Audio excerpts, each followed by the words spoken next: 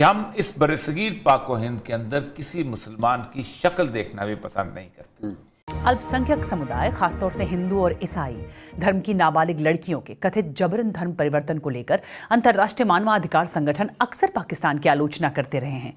पाकिस्तान वापस जाना चाहते हैं आप? पाकिस्तान वापस नहीं जाना। या तो खुद मरने को तैयार रहो या मारने को तैयार रहो, दूसरा कोई विकल्प नहीं है।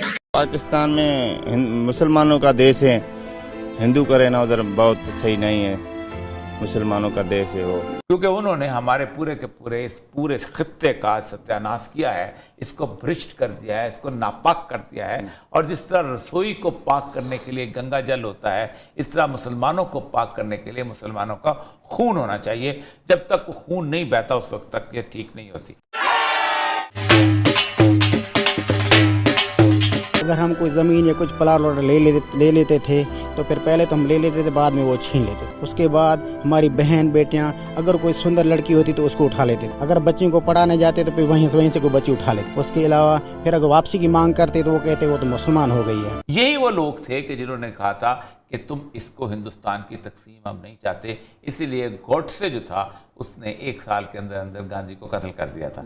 इस तरह के मामलों को लेकर पुख्ता आंकड़े उपलब्ध नहीं हैं, मगर लाहौर के सेंटर फॉर सोशल जस्टिस ने 2013 से लेकर 2016 तक जबरन धर्म परिवर्तन और अल्पसंख्यकों के खिलाफ होने वाले अपराध के 246 मामले दर्ज किए हैं।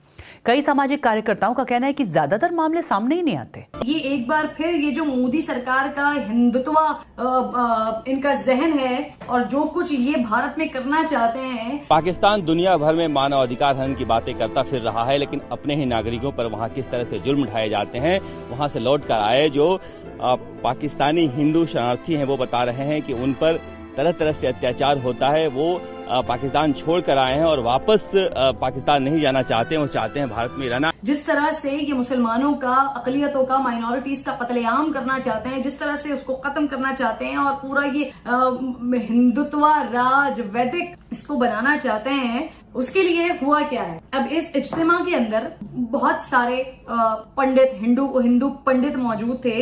उनमें बहुत सारे ऐसे पंडित हैं जिन्होंने इसी तरह से लोगों को उकसाया है, इससे पहले भी कत्लेआम पर लोगों को उकसाया है, तशद्दुद पसंदाना तकरीरें की हैं, जिन पर मुकदमात भी हैं।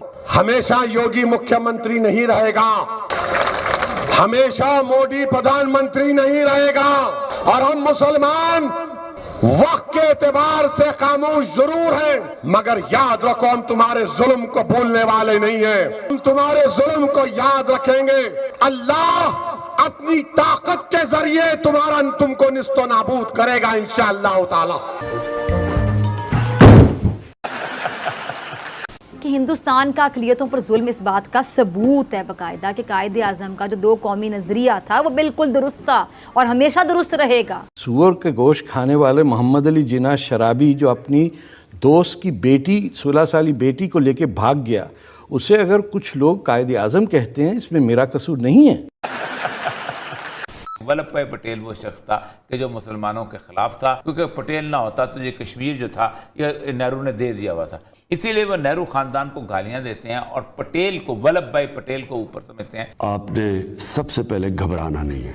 जी नाज़रीन, ये भारत के मनाज़र हैं और इसमें उनके अरकान असम्बली भी शामिल हैं जो हल्फ उठा रहे हैं कि भारत माता को, इसको अखंड भारत किस तरीके से बनाया जाए। और जो हालात हो रही है सब मुसलमानों के ऑलरेडी वहाँ पर मौजूद हैं और जिस तरह का सलूक उनके साथ हो रहा है, ये नहीं कि जो छोटे लोग हैं, बड़े ओहदों पर बैठे हुए लोग हैं, उनके साथ जिस तरह के हैं, एक्टर्स हैं हमारे साथ, उनके मुसलमान हैं, उनके साथ जो सलूक है इनका।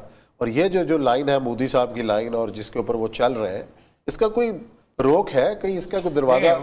उसकी वजह यह है कि बहुत मुश्किल है कि जो भारत और पाकिस्तान तकसीम हुए, यानी कि पाकिस्तान को वापस लेना है इंडिया के साथ, ये है सोच इनकी। आप कश्मीर की बातें कर रहे हैं, ये तो होगा, यानी कि पाकिस्तान को वापस लेना है इंडिया के साथ, ये तो होगा। भैया मेरा मुंह तो निकल गई, क्या बताऊं भैया। पटेल को, वल्लभ भाई पटेल को ऊपर समझते हैं, क्योंकि समझते हैं कि वल्लभ भाई पटेल वो शख्स था कि जो मुसलमानों के खिलाफ था, और इसीलिए उन्होंने, आप देखा होगा मोदी ने सबसे बड़ा मुजस्मा इस वक्त जो है वो गुजरात में लगाया है, वो वल्लभ भाई पटेल का मुजस्मा लगाया है, क्योंकि वो कहते थे हैं कि पटेल ही हमारी आरज़ू और उमंगों का तर्जमान था, क्योंकि पटेल ना होता तो ये कश्मीर जो था ये नेहरू ने दे दिया हुआ था। अच्छा। उसने नेहरू ज़्यादा था कि चाहे जाए चाहे कश्मीर। हिंदुओं के बारे में एक पूरे त्यौहार के अंदर ये बात थी कि कोई हिंदू जब त्यौहार पे जाए, बेशक वो कुंभ के मेले में जाए या हरिद्वार के मेले में जाए, हथियार घर में छोड़ के।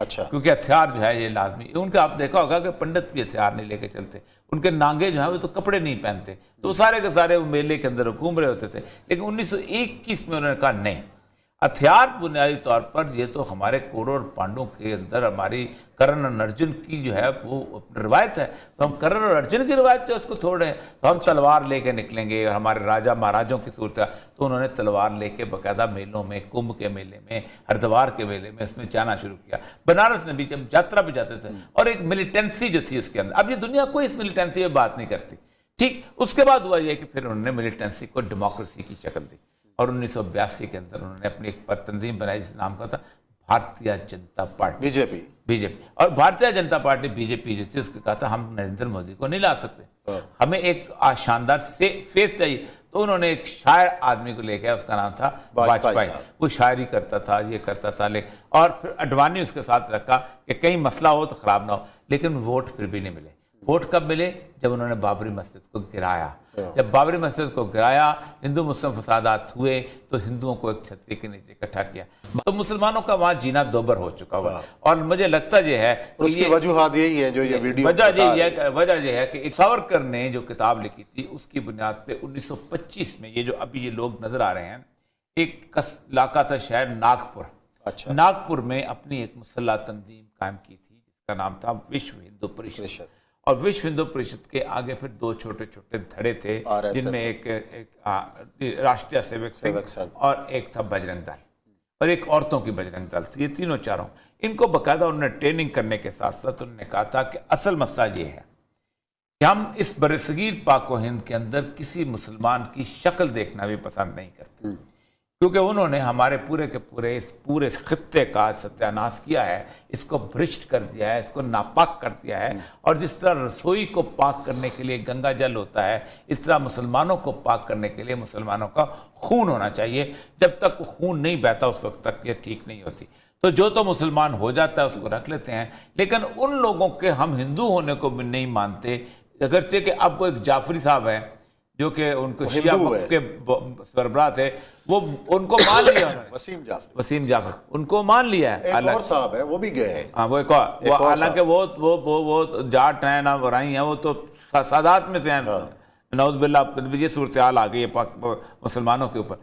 तो लेकिन उसके बावजूद भी इन्होंने कहा था इनको हमने बाहर निकालना है, या तो बाहर अरब में फेंक देना, ये वापस अफगानिस्तान चले जाएं या ईरान चले जाएं, सऊदी अरब चले जाएं, जहाँ जाना चाहें चले जाएं, ये कहीं सरजमीन पर नहीं रहेंगे। गीता कुमारी का ताल्लुक हैदराबाद के एक हिंदू खानदान से है। गीता के मुताबिक 2 साल पहले काम पर जाते हुए उन्हें एक मुसलमान रिक्शा ड्राइवर ने अगवा किया, फिर नशा देकर जबरदस्ती उन्हें मुसलमान करके निकाह कर लिया। गीता को, जिनका असल नाम कुछ और है, अदालत ने कुछ अरसे पहले उनके माँ बाप के हवाले किया है। उस लड़के की एक बार रक्षा पे चढ़ी थी मैं, और दूसरी बार आया जब तो मुझे अगवा कर ले गया। मुझे नशे की गोलियां खिलाई, 2 जने थे उस रक्षा पे, और मुझे नहीं बताया मुझसे निकाह क्या। मुझे सिर्फ ये याद है, मैं होश पे आई तो मुझे धमकियाँ दी, तेरे भाई को, तेरे बाप को, सबको मारूंगा, मेरी तरफ गवाही दो। मैंने डर में आके उसकी तरफ गवाही दी।